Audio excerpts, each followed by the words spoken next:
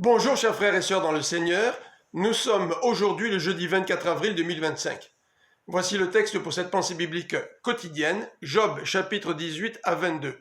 En voici le titre, de fausses accusations. Eliphaz prend la parole pour la troisième fois au chapitre 22. Après avoir encouragé Job à se repentir et à ne pas suivre le chemin des méchants, il l'accuse à tort de nombreux péchés, versets 6 à 9. Tu as retenu les gages de tes frères, tu les as dépouillés, tu refusais de l'eau à celui qui avait soif, tu refusais du pain à celui qui avait faim, tu étais complice des hommes violents, tu faisais du favoritisme, tu n'aidais pas la veuve et l'orphelin. Pour Eliphaz, Job croit que Dieu ne voit pas toutes ses fautes. Il devrait faire la paix avec Dieu pour connaître de nouveau le bonheur et le succès. Eliphaz ne sait pas que dans le prologue du livre, Dieu considère Job comme un homme intègre et droit. En entendant ces paroles, Job se révolte.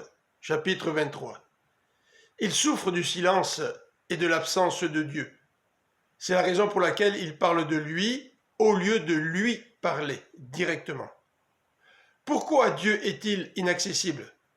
Il aimerait le rencontrer. Lui, Dieu, reconnaîtrait sa droiture. Il connaît l'obéissance de Job. Pourtant, le Tout-Puissant l'effraie. Qui pourrait lui faire changer d'idée? Au chapitre 24, Job pose une autre question. Pourquoi Dieu ne vient-il pas au secours des malheureux? Verset 12. Au lieu d'agir ainsi, Dieu prolonge les jours des tyrans. Il les laisse vivre en sécurité jusqu'à leur mort. Versets 22 à 24. En cela, ses amis se trompent. Dieu ne punit pas toujours les méchants durant leur vie terrestre.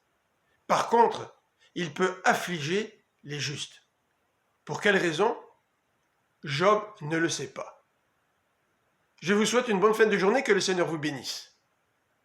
À demain.